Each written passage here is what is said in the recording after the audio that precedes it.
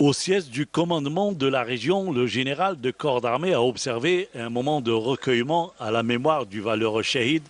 Chihani Bachir, dont est baptisé le siège du commandement, et a déposé une gerbe de fleurs à sa mémoire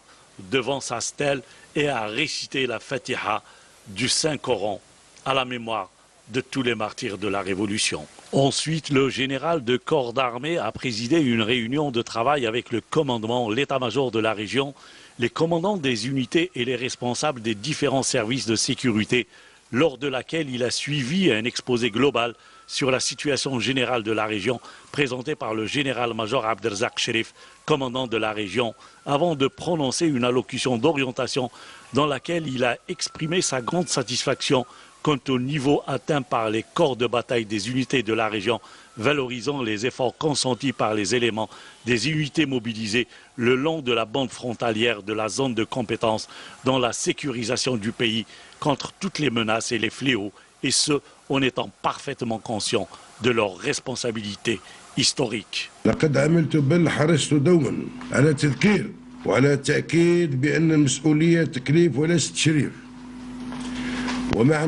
J'ai constamment œuvré, voire veillé à rappeler et insister que la responsabilité n'a jamais été une récompense, mais plutôt un fardeau, signifiant que celui qui en prend la charge à tous les niveaux et dans toutes les positions porte le poids d'un legs pour lequel il sera jugé devant Dieu le Tout-Puissant, mais aussi devant l'histoire. Le général de corps d'armée a souligné que les efforts fournis par les éléments de l'armée nationale populaire sur l'ensemble du territoire national qui découlent de l'importance majeure qu'ils accordent au service de leur armée et de leur nation avec conscience et professionnalisme, sont le témoin indéniable du degré de leur attachement à l'accomplissement du devoir et des impératifs de leur responsabilité. Telles sont les valeurs nobles dont les résultats sont gratifiants.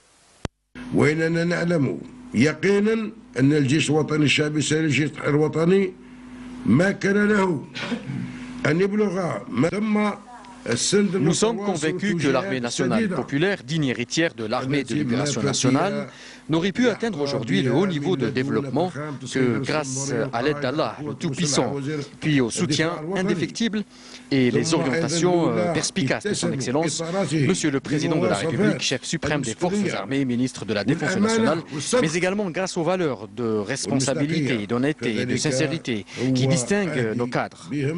À l'issue de cette rencontre et à la veille du mois sacré du Ramadan, le général de corps d'armée Ahmed Gaïd Salah a présenté ses vœux aux éléments de la région et à travers eux à l'ensemble des personnels de l'armée nationale populaire, à leurs familles et à leurs proches.